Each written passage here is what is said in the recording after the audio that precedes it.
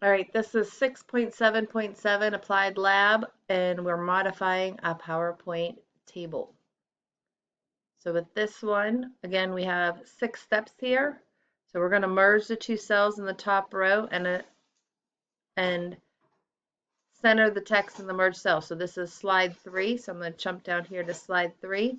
It says merge the 2 cells in the top row. So I'm going to select our 2 cells up here, go up to our layout, select merge, and then we're going to go over and apply the header row style to the table, and then insert a new row at the bottom of the table. So I'm going to take my cursor and come down to the bottom and go to our layout, and I want to insert below and enter the following information into the new row. So on the left side, we're going to have excellence, and on the right side, equality.